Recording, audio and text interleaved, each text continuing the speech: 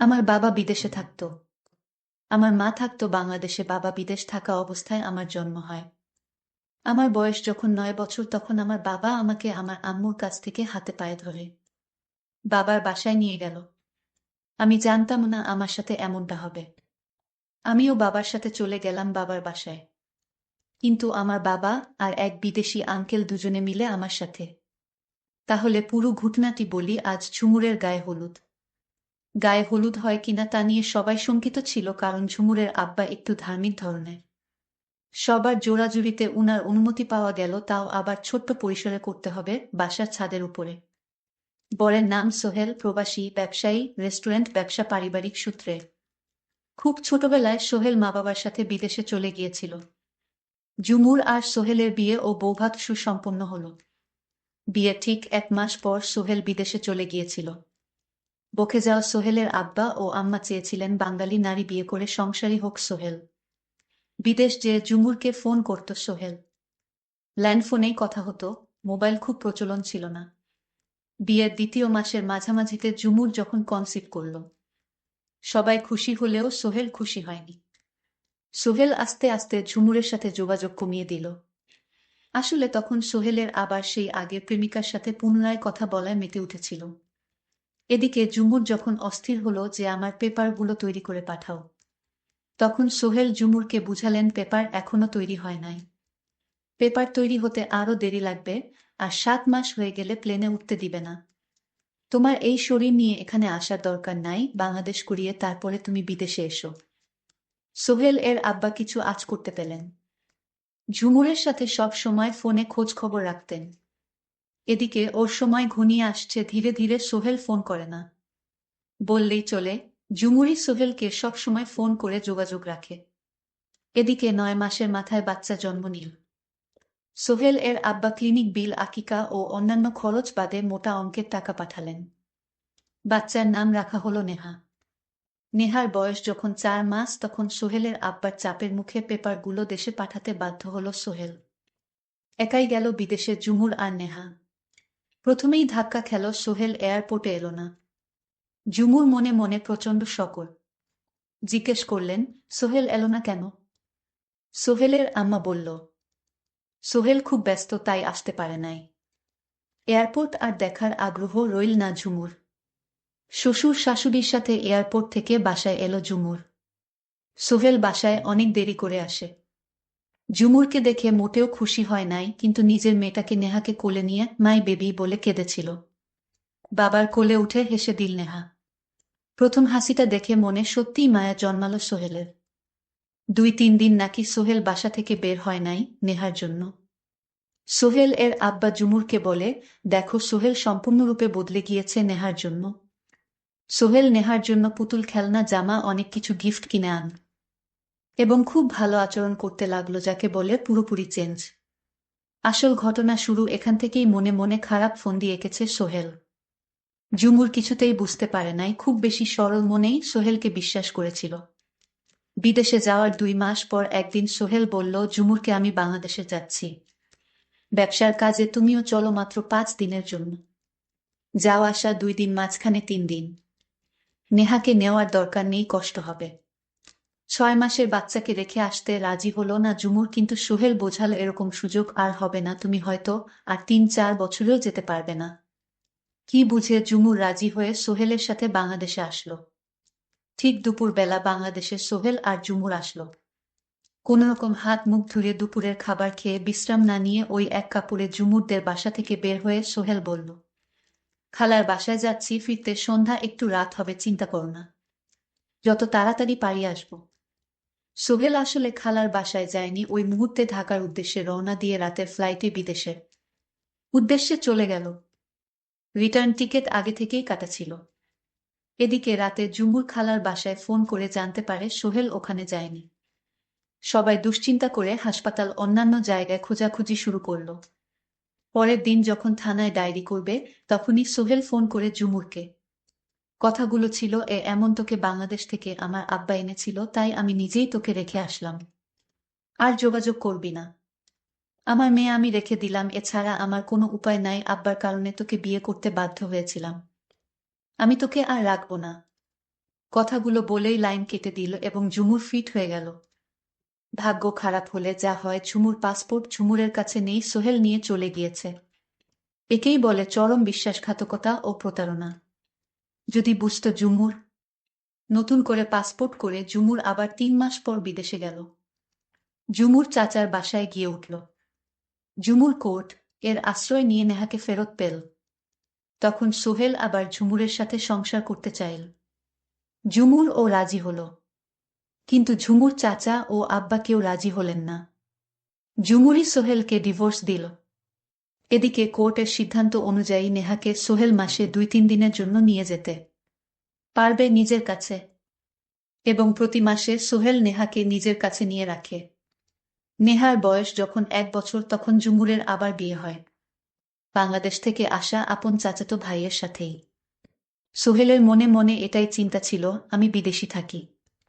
সোহেল কিছুতেই এই বিষয়টা মেনে নিতে পারল না। ঝুমুর পরবর্তী বিয়ের জীবন বেশ সুখেই আছে। 1 ছেলে ও আরও 1 মেয়ে হয়েছে ঝুমুরের। সোহেল যে মেয়েটার সাথে সম্পর্ক ছিল তার সাথে বিয়ের পর সেখানে ডিভোর্স হয়। পরবর্তীতে সোহেল আবার বিয়ে করে বর্তমানে সংসারী। নেহা মূলত ঝুমুর কাছেই থাকে, আবার সোহেলের সাথে নেহার যাতায়াত ও যোগাযোগ আছে, একদম নিখাত বাবা ও মেয়ের সম্পর্ক। নেহা এখন অনেকটা বুঝে। নেহা মাঝে মাঝেই একা একা মন খারাপ করে। মা আছে, পাপাও আছে, কিন্তু আমি, মা আর পাপা একসাথে নেই। এভাবেই চলতে থাকে জীবন। আর ভাবে জীবনটা কেন এমন হলো। নেহার বয়স যখন 9 বছর তখন নেহা বুঝতে পারে যে আমার বাবা আমার মাকে ছেড়ে অন্য আরেকজনকে বিয়ে করে। তাই বাবার প্রতি একটা ঘৃণার জন্ম নিল নেহার। একদিন আকুতি মিনতি করল সোহেল তার মেয়েকে তার বাসায় নেওয়ার জন্য, কিন্তু ঝুমুর দেয়নি। তখন সোহেল বলল, মেয়ে তোমার একা না, আমারও মেয়ের প্রতি অধিকার আছে। ওর শরীরে আমার রক্তও আছে। প্লিজ আমার মেয়েকে আমার বাসায় একদিনের জন্য দাও। ঝুমুর বলল, হঠাৎ আপনার মেয়ের প্রতি এমন সহানুভূতি দেখাচ্ছেন কেন? শুধু একদিনের জন্য নেহাকে আমার কাছে দাও। নেহা দেখতে মাশাল্লাহ অনেক সুন্দরী হয়েছে, এবার ক্লাস 7-এ পড়ে। ঝুমুর, তুমি আমার মেয়েকে একবার দাও আমার বাসায়, আমি একদিন রেখে আবার দিয়ে দিব। তখন ঝুমুর কোনো উপায় না পেয়ে বলল, ঠিক আছে একদিনের বেশি, কিন্তু আমার মেয়ে তোমার বাসায় থাকতে পারবে না। ঠিক আছে ঝুমুর, তোমাকে অনেক ধন্যবাদ রাজি হওয়ার জন্য। মা, নেহা চলো বাবার সাথে বাবার বাসায়। নেহা বলল, আমি তোমাকে ভালোবাসি না বাবা, কারণ আমার মাকে তুমি অনেক কষ্ট দিয়েছ। আরে না মা, আমি তোমার মাকে কষ্ট দেয়নি। তুমি জানো না মাম্মি, তোমার মা আমাকে উল্টো কষ্ট দিয়েছে। আজ থাক মাম্মি এসব কথা, তোমাকে আজ সারাদিন নিয়ে ঘুরব। অনেক সুন্দর জায়গায় নিয়ে যাব যেখানে তুমি কোনোদিন যাওনি, দেখনি। সত্যি বাবা, তুমি আমায় এরকম সুন্দর সুন্দর জায়গায় নিয়ে যাবে? আমি যাব বাবা, তুমি আমাকে নিয়ে যাও। ঠিক আছে মা, আজ রাত আমার বাসায় থেকে কাল তোমাকে ঘুরতে নিয়ে যাব। এদিকে বাবার মনে অন্য চিন্তা ঘুরপাক খাচ্ছিল। নেহাকে কি করা যায়?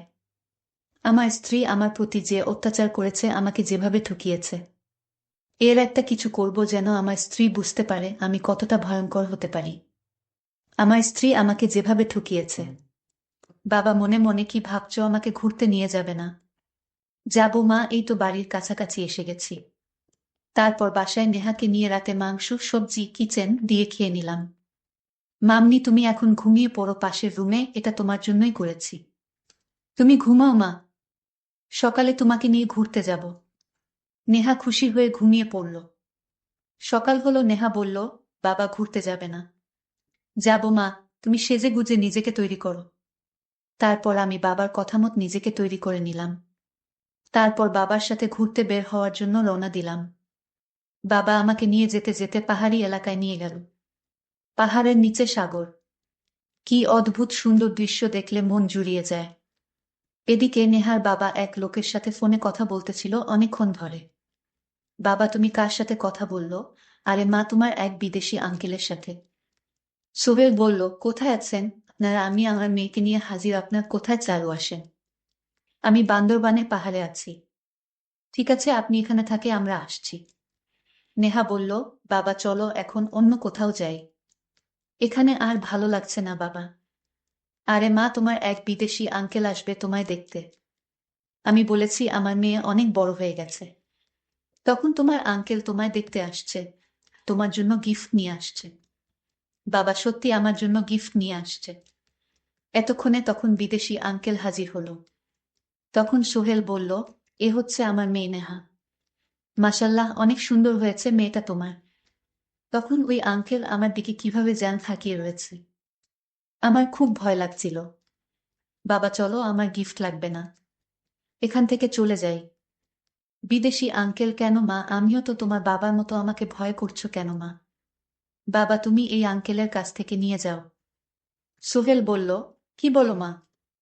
আমি তো তোমাকে এনেছি তোমার বিদেশি আঙ্কেলের হাতে, তোমাকে তুলে দেব। তুমি বিদেশ গিয়ে আরো অনেক সুন্দর সুন্দর দৃশ্য দেখতে পারবে মা। তুমি তোমার আঙ্কেলের সাথে চলে যাও মা, আমি কিছুদিন পর তোমাকে নিয়ে আসব। নেহা তখন কান্না করে বলল, না বাবা, আমি যাব না। তুমি আমাকে আমার আম্মুর কাছে ফিরিয়ে দিয়ে আসো বাবা। আমি আর এখানে এক মুহূর্ত থাকতে চাই না। আরে মা, তুমি তোমার আঙ্কেলের সাথে যাও, এরপর আমি আর কিছুই বলতে পারবো না। আমার নিষ্ঠুর বাবা আমাকে বিদেশি আংলের হাতে তুলে দিল কিছু টাকার জন্য।